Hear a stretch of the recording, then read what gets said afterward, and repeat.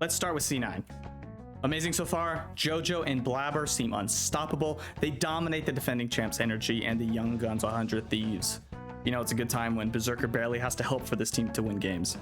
My only thing is I would love to see this team really push themselves this year. Just try to like really embarrass other teams, you know, win by 20 minutes, just relentless fighting, relentless diving, similar to G2 teams in the past. I think that would be magnificent to watch, and I think they'll really push themselves to, you know, be better than their competition. Shopify, 0-2 weak, but I'm gonna give them a pass. I think their drafts made it especially hard for them to win, specifically the first game playing into Senna Seraphine, by far the most broken bot lane this patch. They've also had very high Lucian priority, which is turning out to be one of the worst picks, and not only LCS, but LEC as well. There is hope though. I think the play itself was quite good. Insanity Boogie remains one of the better mid-jungle duos. Turtle played really well mechanically. I think his aggression is really important for this team. But we gotta talk about top lane. Fake God, one of the worst performers this weekend. I'll give him a break because it was versus Udyr, but he needs to find a way to be impactful in these games.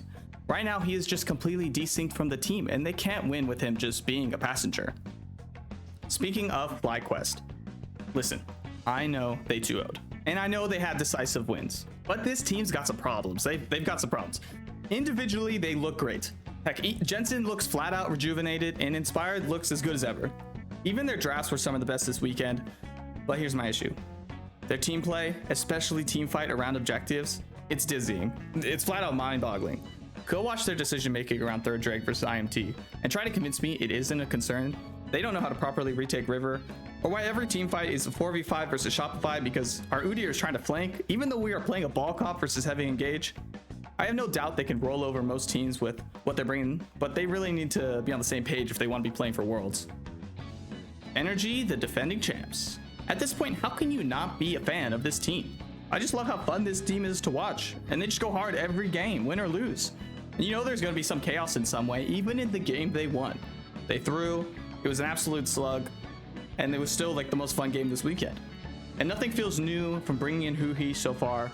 I'm really interested to see him play more range picks for bot lane, since that's where he differentiates from Ignar. Contracts is just the best early jungler. This guy just finds angles, even in losing situations. I think even in the C9 game, he got the better of Blabber early in their match. And I'm really excited to see them next week when they play another top team in FlyQuest. IMT. It's tough out here, man. I know, I don't want to overreact and be a downer. But when Dig's whooping your ass, you're in for a long split. This team just flat out needs a better plan. Tactical is still giving good performances, even when he's given champs like Varus or Jhin, who have little to no agency. I think there is a world where their bot lane can carry, even with their subpar solo laners. So they're just going to need a better drafting plan moving forward if they want to have a chance. 100 Thieves. This team is going to show what good coaching and good drafting does for a team, especially for young players. It's really that simple. Give your experienced players champs with agency, and give your rookies comfort with easy win cons. Quid, who I was ready to write off last year, is already looking better now that he's playing with a proactive jungler. The big question for this team is, as the season goes on and teams start to better understand their champ pools, will they be able to perform with less and less comfort picks? Lastly, that win versus TL was big. A bad team is just going to roll over in that situation after TL gets the winning position. They showed a real fight and coordination that's huge for a young team's confidence. Now let's talk Team Liquid. This team straight up will only be as good as APA is.